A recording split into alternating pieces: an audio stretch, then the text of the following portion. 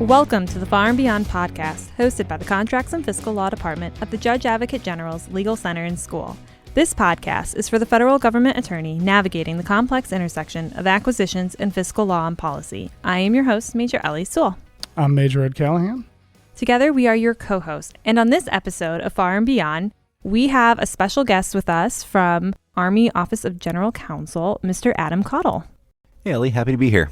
I am an Associate Deputy General Counsel in the Army Office of the General Counsel. My primary portfolio is acquisition reform and handling some of our PEOs and supporting them, as well as handling a significant portion of the intellectual property matters we go on, especially a lot of the acquisition reform that goes on with IP. So it's a very interesting mix of issues we're working on right now with everything that's going on in the Department of War. And specifically, you've been very involved in the Revolutionary FAR Overhaul. Correct. I've been the Army's lead attorney on the RFO, or Revolutionary FAR Overhaul, since it came out in last April. And I've been attending a number of the Defense Acquisition Regulation Council, the DAR Council meetings on this, and coordinating the Army's efforts to review and comment on the various parts of it and ensure that we have the appropriate information pushed out to the folks who really matter, those field attorneys who are out there on the daily basis working on the contracts and making sure that they have the tools they need, the information they need to be successful at advising their clients. And we sincerely appreciate you taking out the time to come and talk to us. You just presented at our new developments course.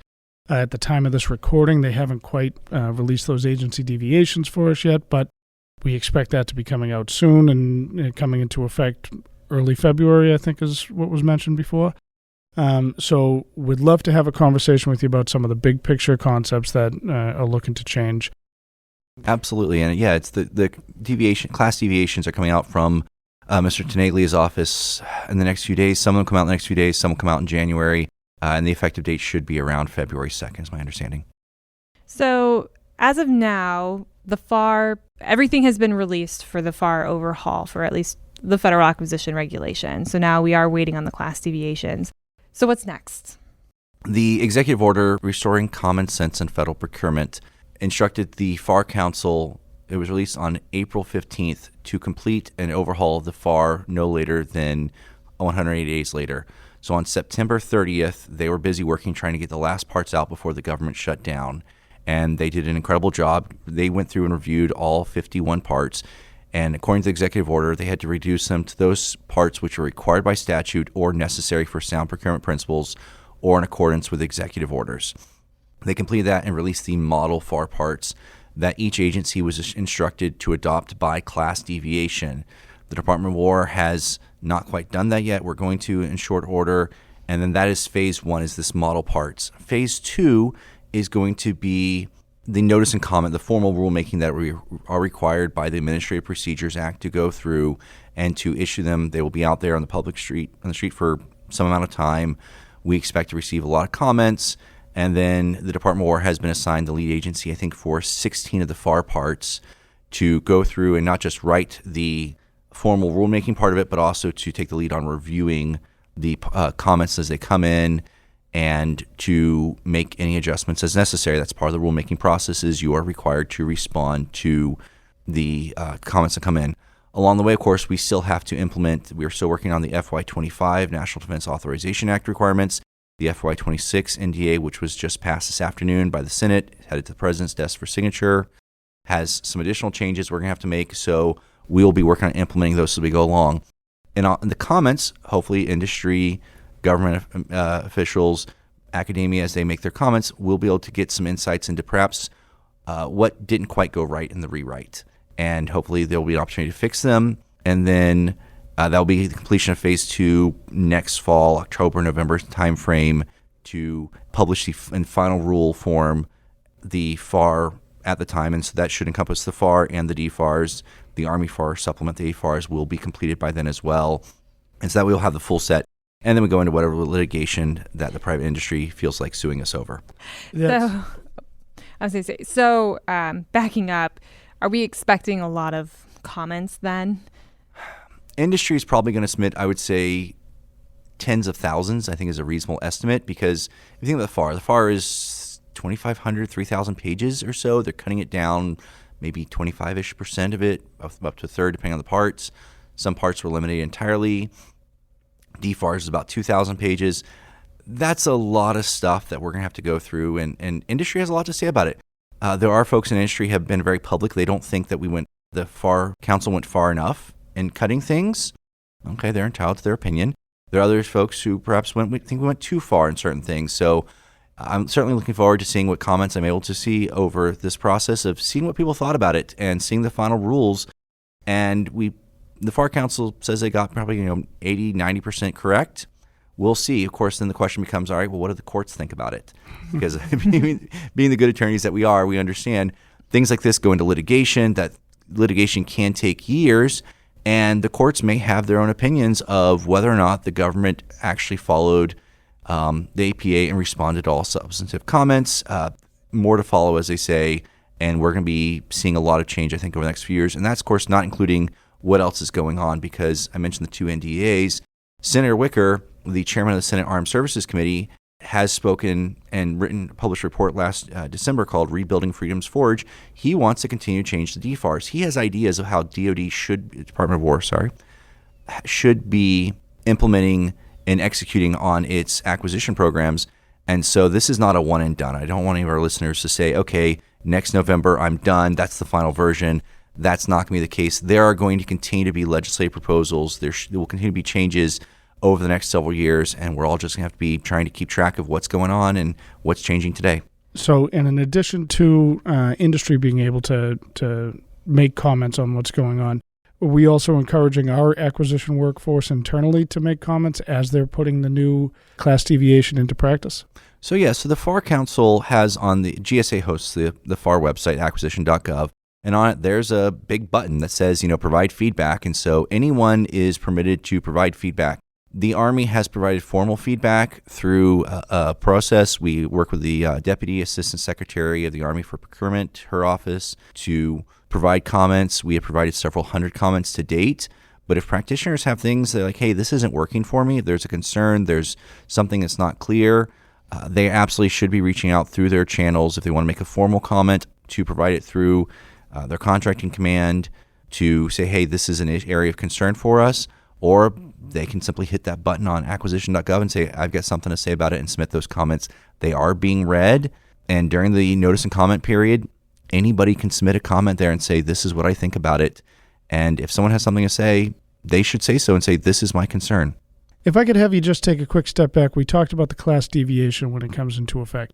We've all heard the term, but what does a class deviation coming into effect mean for existing contracts? I assume it is controlling overall future contracts for sure, but does it affect existing contracts on the date of effect? Okay, so class deviation is a deviation that affects more than one contract. And so class deviations under the FAR and the DFARS can only be issued by senior officials. In this case, for a Department of War-wide class deviation that affects multiple contracts, Mr. John Tenaglia, the Principal Director of Defense Pricing, Contract, and Acquisition Policy, is the only individual authorized to issue that deviation. And that's different than the Model FAR. The Model FAR that was released from May through September of 2025 was just that. It was a model. It did not have the force and effect of law. Class deviation, upon the effective date in the deviation, has that force and effect of law. Mr. Tenaglia has been authorized to issue class deviations to the Department of War, and so that's what when he issues them.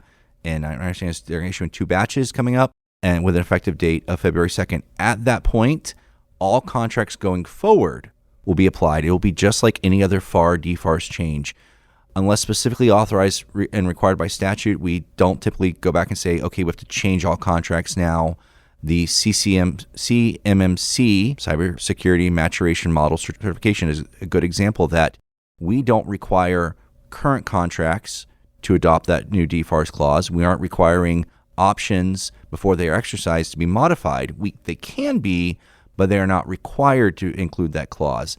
And so these will be going forward. Here's the new clauses, here are the new prescriptions. And so that's something that's going to be on a rolling basis as we go forward.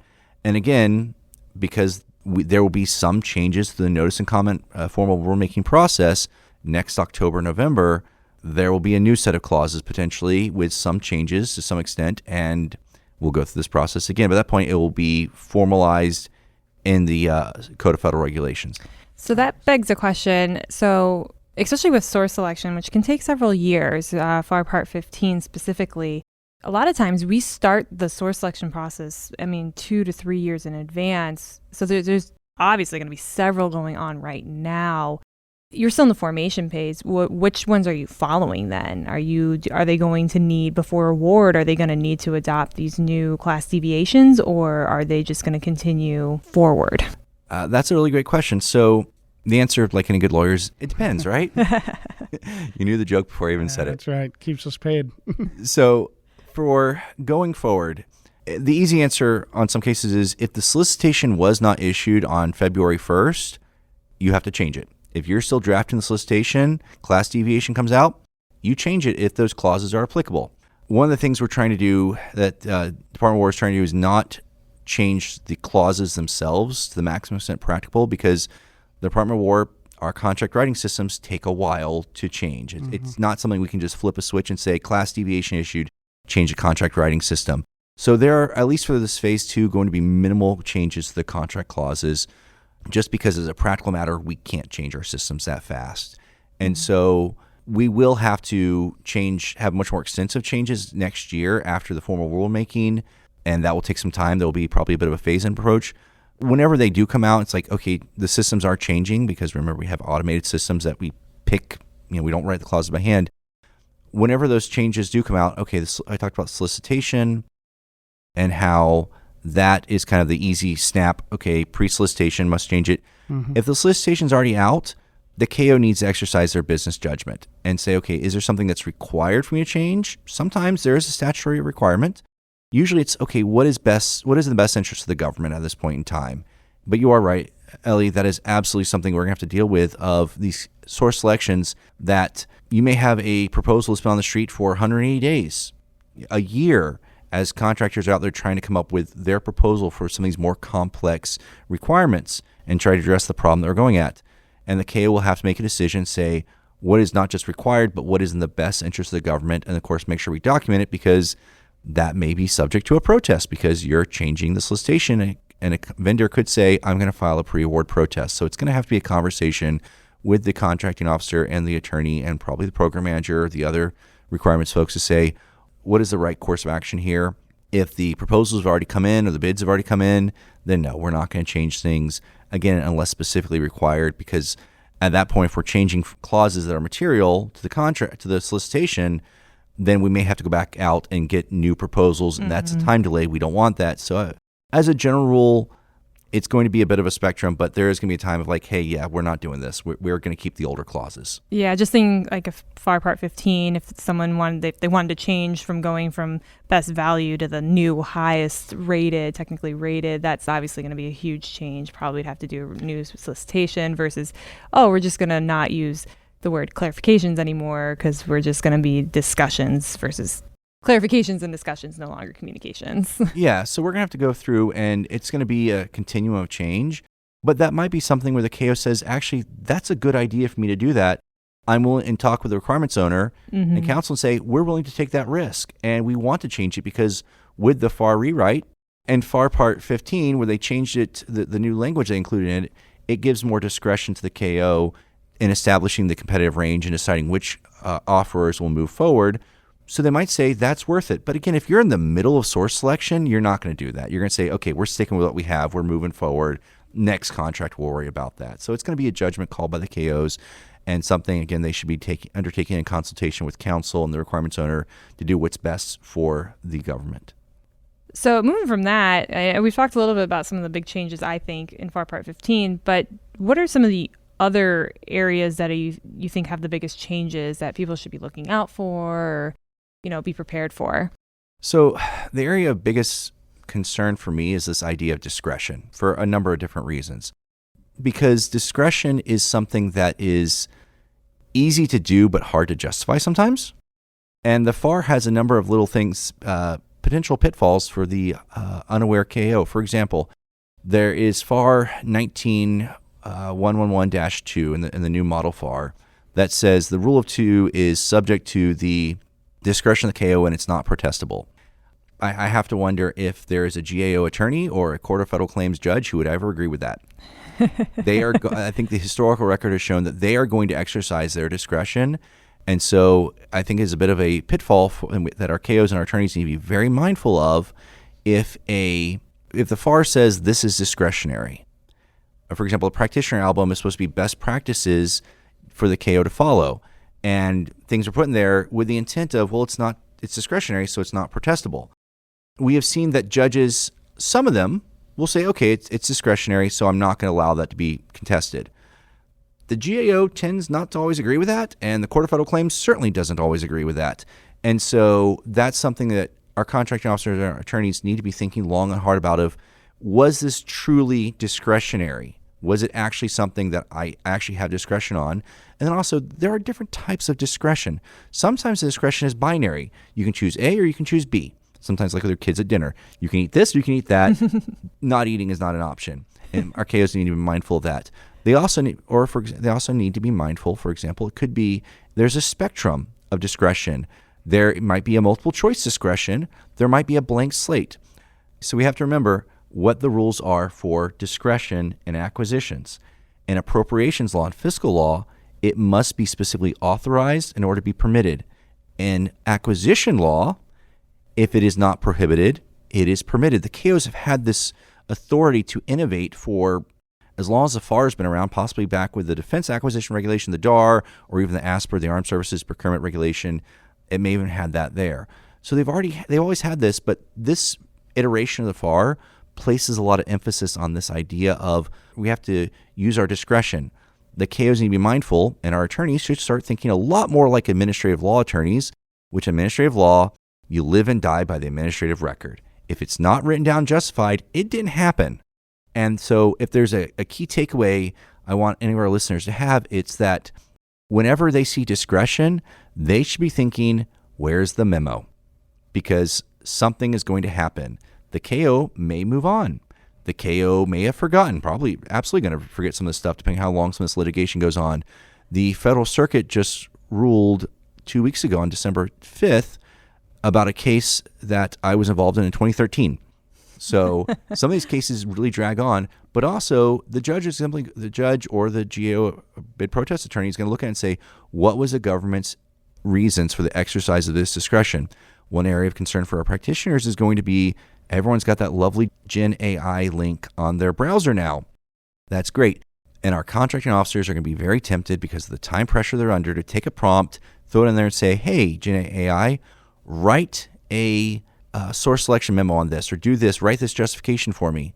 One, we have all the issues with AI and data control. But second, AI has a known hallucination rate. We know this. We know it's somewhere between 5 and 20%, depending on the model and the topic and whatnot. So with that in mind, our contracts attorneys need to take extra special care to make sure that any decision that might be challenged to the maximum extent practicable should be written down and justified and the critical points of it explained, so there is a contemporaneous record that we can point to in litigation and say, hey, this is why we did this, because our obligation at the end of the day, the United States of America is our client. We have an obligation to act in the client's interest, to protect it to the maximum extent practicable, and our KOs are instructed and required by statute to exercise that same good faith business judgment. And so we've got to be looking out for our client and making sure that whenever we see discretion, we've got it covered and that there is something in the file that says, yep, this is how we did it.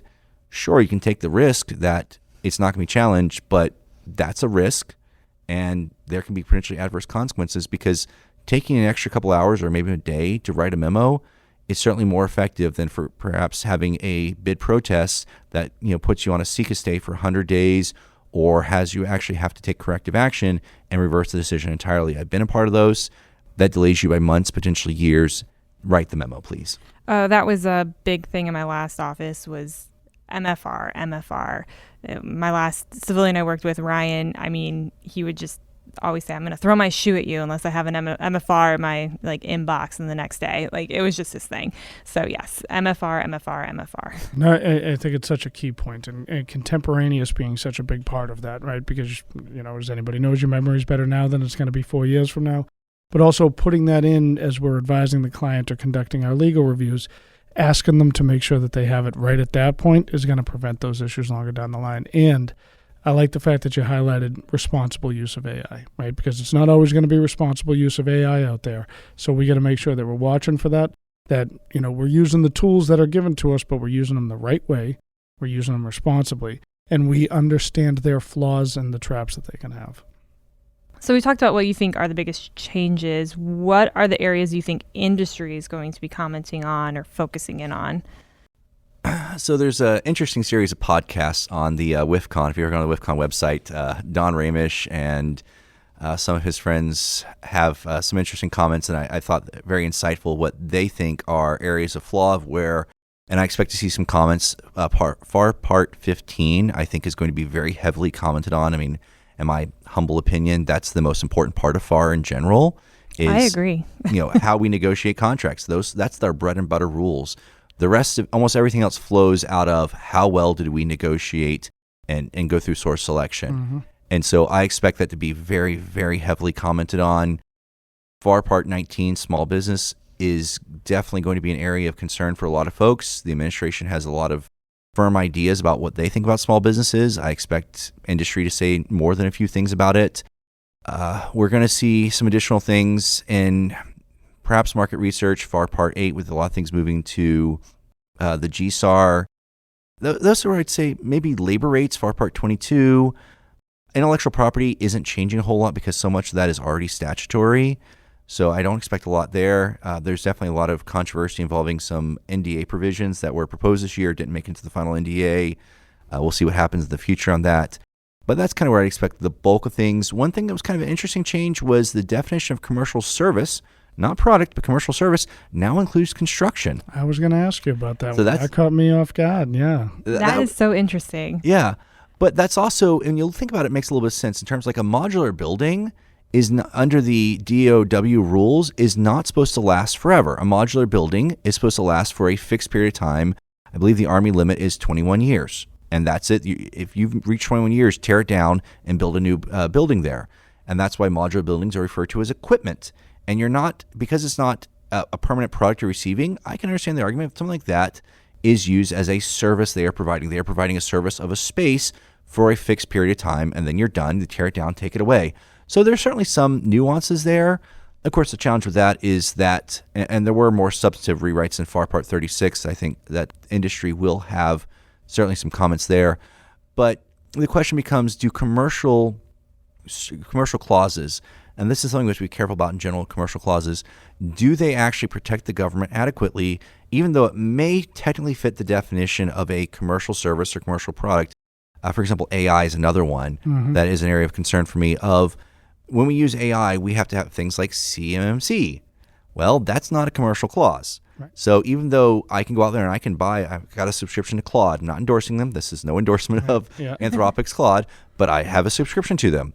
Okay, the Department of War could buy a subscription to Claude in the same terms and services that I have, but that's not going to protect the Department of War's data integrity, because we would require it to be sandboxed, segregated from anyone else, all kinds of things. So, and that kind of goes to an interesting little thing of what's the problem we're trying to solve, and with the new FAR, are we grabbing the right tool out there? Because there are a lot of different tools, and we need to make certain that we are identifying the correct problem and the proper solution to address that problem, and not just the shiny thing.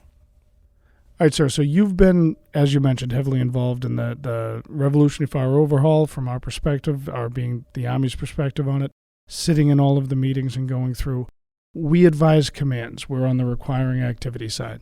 And I'm curious, based on how in-depth you've been with all this, what advice would you have to the legal advisors to these requiring activities from the brigade up through the Corps, as they're trying to navigate these new rules, or how they can best set up the acquisition professionals for success under these? If I were to pick a single thing that everyone needs to be thinking about, it's patience. Everything is changing everywhere all at once, bar the movie title. And for example, and let's put this in context, we don't have just the Revolutionary FAR Overhaul. We have, in the NDA Section 1802, we are changing our program executive offices to portfolio acquisition executives, PEOs to PAEs. That's a huge change, and the Army's having to make a lot of adjustments to it, so that's going on. We have the increased focus on commerciality terminations, which has always been there, But now it's been foot stomped a lot more of we really should be looking at commercial OTAs, CSOs, before we start looking at the more traditional instruments we've been using. So there are a lot of those changes going on. There are more that Senator Wicker, who's chairman of the Senate Armed Services Committee, has expressed interest in passing and acting through the NDAAs, the National Defense Authorization Acts. So there's a lot of different changes that have happened and will continue to do so. And so for our listeners, the overriding principle that I would emphasize again is just being patient for the SJAs who are advising at the brigade or the corps level, for our practitioners at PEOs and the Corps of Engineers, wherever they may be. It would simply be take the time to understand that you're not going to get it all at once. There may not have been necessarily as many substantive changes as there were on the surface. When you dig into it, it's like, okay, this moved from Part 8 to the GSAR, this moved around the formatting, but the substance of the law didn't do. But I'm concerned that a lot of folks will get overwhelmed right away by saying, oh my gosh, everything changed. There's no way I can understand all this. And I'd just like to emphasize that, hey guys, we're all kind of in the same boat. Yeah. But two, we are putting out information. I'd like to foot stomp the ADK. You've got your wonderful Teams channel. I've collaborated a lot with you on that channel, and we're holding webinars in the future. We will continue to push out information. And I just wish everyone can understand that we all need to be patient together and getting through this. It's going to take time to change the culture, to everyone to get their head around these changes, to find out where exactly this new thing is in FAR. Okay, it used to be here in FAR 6.302. It's now in FAR 6.301. Mm-hmm. And so just give ourselves and everyone else a little bit of grace. Like, we're going to make some mistakes. We're going to get through this together. But that's kind of, for me, the key takeaway is that a little bit of an attitude adjustment of just working together as a team, being patient with each other as a team to get the job done. And we'll get there. It's just got to take a little more time to figure things out along the way. I think that's great advice, and one that we talk about quite a bit here. Communication, especially in the legal community, between the requiring activity and our contract support brigades or whoever those authorities are. I've always found that the legal tech change or the legal communication has far outpaced a lot of the other, departments, sections, even command communication chain. So I think that's a key part going forward. Yeah, and that's something I'm trying to get ahead on from the very beginning. The Army was actually the only service that put together a team of attorneys to review the entire RFO. They've done other services have done bits and pieces, but we actually have about a dozen attorneys that have spent an enormous amount of time, including some of our friends from OTJAG, from what was then AFC, now T2Com, AMC, Corps of Engineers, all contributed, some incredibly talented attorneys who went through, identified various areas of concern. We've contributed several hundred comments at this point to the FAR Council of things that we are concerned about in the new rewrite. We'll continue to do so. And we're continuing to get information out there. We've held, I think, 2 webinars this past year on the FAR Overhaul. We're going to hold another one in January sometime, and we will hold more throughout the upcoming year just to make sure that we are communicating to our practitioners. Because, and the reason we're putting so much emphasis on this communication aspect is that we expect many of our KOs are going to come to our contracts attorneys and say, please help. Here's this new FAR. I don't know where stuff is. Right. And so we are trying to get information out there to communicate, to make sure we have places where people can ask questions. And for all of our listeners, if you're an Army attorney, I would highly recommend you join the ADK Teams channel. It's a wonderful place, lots of great information there, lots of good community to ask other practitioners, where is this? I think that sort of communication has become even more important as we implement the RFO, for people to say, hey, help me out. Where do I go to find more information about this? We have our procurement.army.mil website, which is from the Deputy Assistant Secretary of the Army for Procurement, DASAP. Got to get the acronym correct. That's her website, and they push out a lot of information there. But and then they also just don't be afraid to ask and say, help. I don't know where it is, and my client's asking me for help. That's what we're here for at Higher Headquarters, is try and help you out there a little bit more, and to share that information, learn who to phone the friend, figure out who's the guy, the person, your attorney in your office that has this figured out, and let's work together to help build this up and to share that information. I've got a slide deck. I'm happy to pass along to someone if they reach out to me. I've used it several times to train people on this is where we are in the RFO. I keep it pretty updated, and we can share that information to make sure that our listeners have the toolkit they need to be successful. That's what we're all about, is supporting the warfighters. And we all understand the folks out in the field at the brigade level, the PEOs, they're the tip of the spear. They're the ones who are actually doing all the real action. At headquarters, I'm just sitting there, thinking big thoughts. Yeah, and this isn't going to surprise anybody who listened to more than one episode of this, I'm usually the one calling for help, and I've always appreciated you picking up the phone, so that's very helpful. Anytime. Thank you so much for joining us today, Mr. Caudle. This was fascinating and a lot of insight, I think, for everyone listening. Thank you for joining us today on this episode of Far and Beyond. Please make sure to follow us and subscribe on your favorite podcast platform. And you don't have to just take our word from it. You just heard from OGC that ADK is the place to find all the information that you need going forward. We'll make sure we have all the links in our show notes. Look forward to hearing from you next time. The views expressed today are those of the presenters, not that of the Judge Advocate General Corps, the Department of the Army, the Department of the Air Force, or the Department of War.